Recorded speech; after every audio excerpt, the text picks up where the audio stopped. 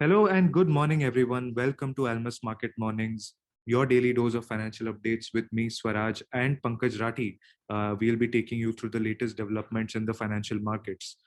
1st June, which was yesterday, is officially the date from which Fed started its balance sheet reduction program. Pankaj, what can you tell us about this and what other developments do you have for us? Thank you so much. We'll be covering during the commentary on balance sheet tightening. There were a few data points and which clearly shows that US as an economy advancing well, and where the other or maybe mostly European are not doing that well. So yesterday, German retail sales dropped most on months in April 2021, as rising food and energy costs actually restricted spending. Retail sales fell a seasonally adjusted 5.4% in April due to higher inflation. Now, this number indicates the confidence of people to spend money. US manufacturing activity were advanced in May as new orders and output growth quickened, suggesting demand remains solid. And the another thing is ISM data, which actually gauge factory activity that has increased to 56.1%, 56.1 in May versus 55.4. Now, this data indicates how well the producers are preparing themselves for coming demand. The other data point, which was US job opening, declined in April, but even it has remained elevated at roughly the double the number of unemployed Americans. So what this says that it basically job opening is higher than the unemployed people, and that creates a great resignation process which is going through in the US. On the Fed governor speaks or Fed members speak, all of them are basically preparing market for more interest rate hike. Yesterday, San Francisco Fed President Mary Daly said she needs a half percentage point hike in next couple of meetings as the central bank battles high inflation, lifting rates to 2.5% as quickly as possible. Now, this is in line with the other comment which came day before by Fed Governor Christopher Waller. The Fed is about to start shrinking now 8.9 trillion balance sheet, deploying a second tool alongside higher rates to curb inflation.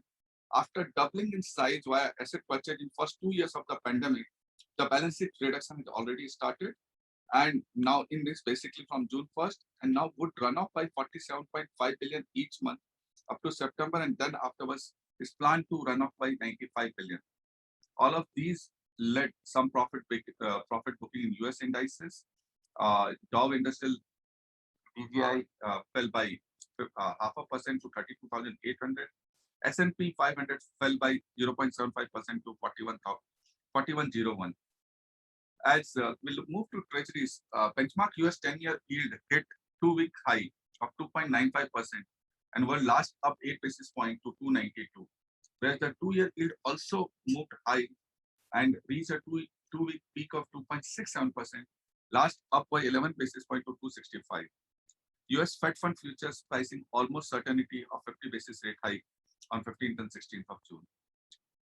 Oil prices tumbled. Brent crude oil fell below $113 after a report that Saudi Arabia is ready to pump more if Russian oil is not hitting the market.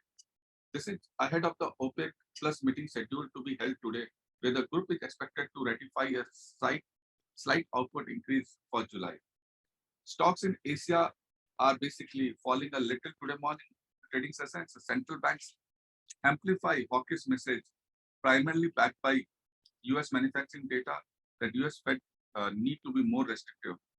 Yesterday, famous Jamie Dimon also said that people should be very, very ready and prepare themselves for an economic hurricane. Recession fears are rising very fast. Moving to Indian markets, Indian 10-year G-Sec yield closed at 741 and likely to be stay in the range of 738 to 743 till auction results tomorrow.